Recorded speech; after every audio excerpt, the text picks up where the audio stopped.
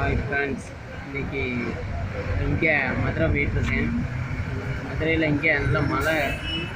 மதுரைக்கு முன்னாடி உள்ள ஊரில் நல்ல மழை. அங்கே நம்ம ஊரில் மழை இருக்கான்னு பார்த்து ஒரு லைக் போட்டு ஷேர் பண்ணுங்கள்.